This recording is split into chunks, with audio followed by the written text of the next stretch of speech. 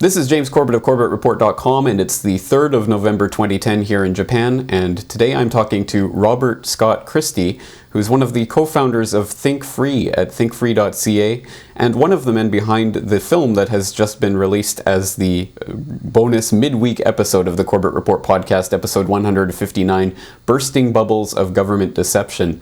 So, Robert Scott Christy, it's great to talk to you today. Thank you for joining us. Thank you, James. It's an honor to be here. Well, let's start by finding out a little bit about yourself. Tell us about your own background and how you came to be associated with ThinkFree.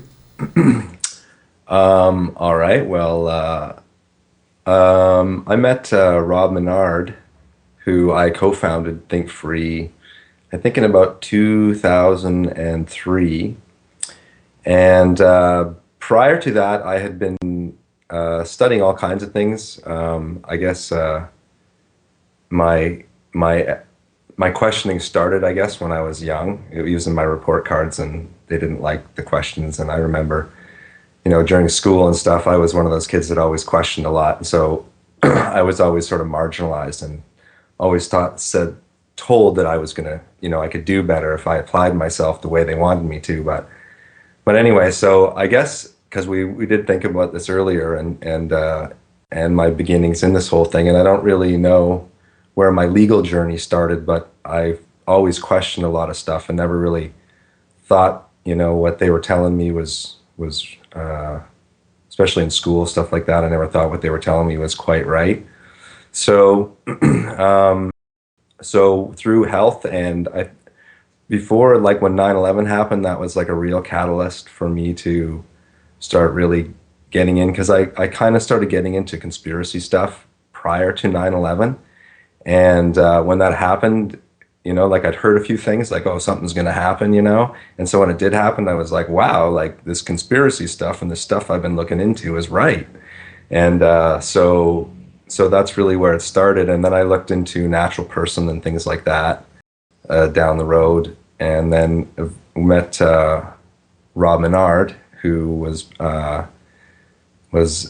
he was basically walking around selling books. He'd written a bunch of stuff. He'd had some stuff happen to him with family services and a child. And anyway, and that's his story.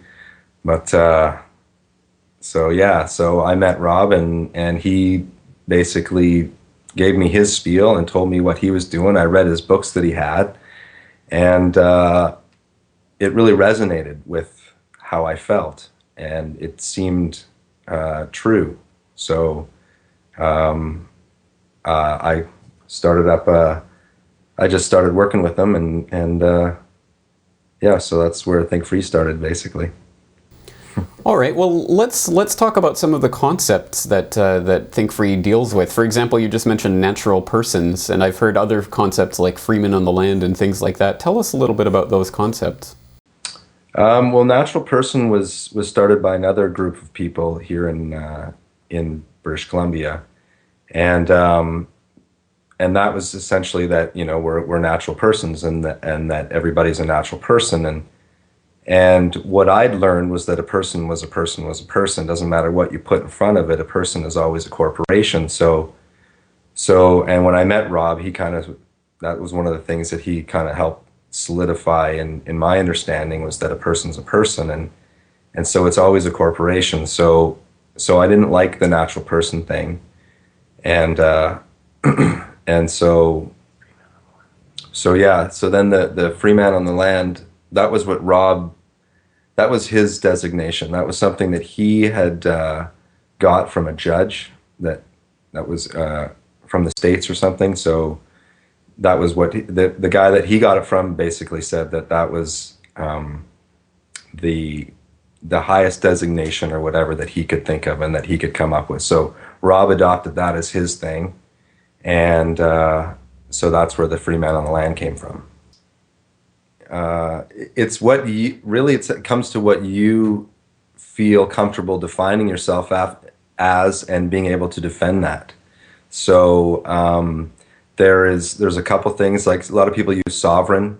There's a lot of people that they talk about the sovereign citizen movement, and somehow that to me seems like an oxymoron, a sovereign and a citizen, because you can't be free and a citizen at the same time. It just doesn't make sense. So sovereign citizens, and then sovereign itself. There is a sovereign, and if you want to be a sovereign, it's my understanding that in order for you to be a sovereign, you're going to you're going to have to be able to defend yourself against other sovereigns, and the other sovereigns in the world have things like militaries and lots of money and castles and things like that. So to set yourself up as a sovereign could cause some potential conflict. Then there's a sovereign, which is SOVRAN, which some define, and I would agree with the definition, that is somebody who can defend themselves intellectually and spiritually. So that's a sovereign, and I would say that I would classify myself as that.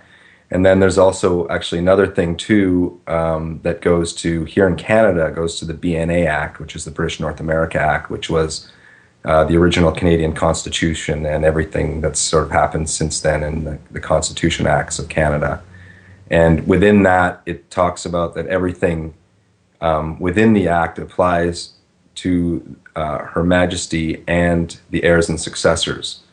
So you could claim that you are an heir successor, essentially. So if you think you have the ability to defend that position, and claim that you're a sovereign and an heir and successor to everything here, basically. So very interesting, very interesting. And for people who maybe don't know exactly what we're talking about, who haven't listened to Bursting Bubbles yet, I guess what we are talking about is the type of legal definitions and concepts that are woven around us, or that the legal boxes that they try to put us into is a way of trying to contain us and our natural freedoms that are inherent under common law. So can you tell us about how we have been tricked or deceived into giving up our freedoms through the legal system?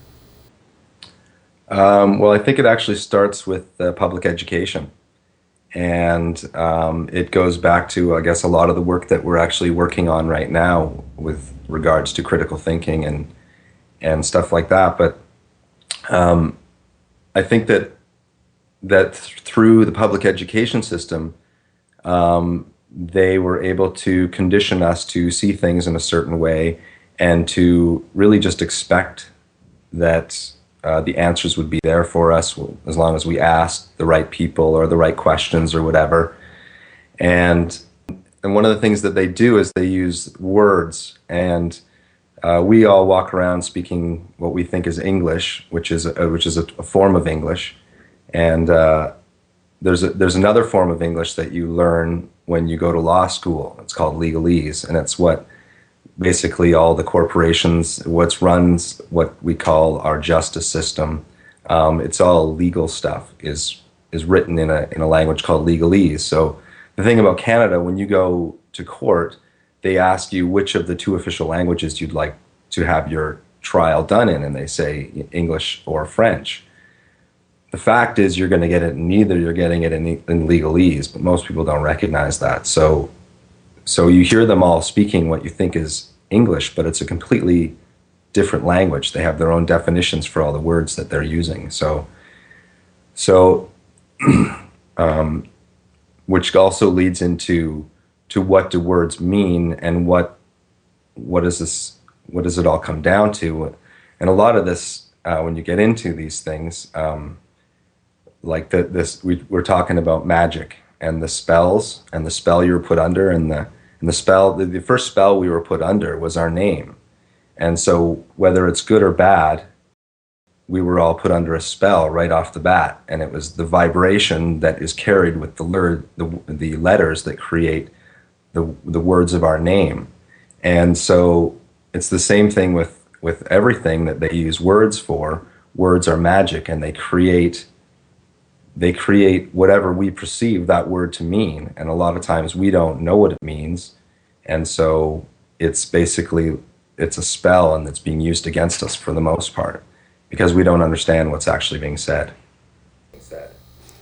Well, that's absolutely right, that words have such power over us, especially when we don't know what they mean and we've been deprived of the real meaning of these words. So, for example, in Bursting Bubbles, there's a talk about the words registration, application, and submission.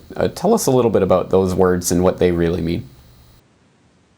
Well, registration is regis, which is the king or the queen or royalty.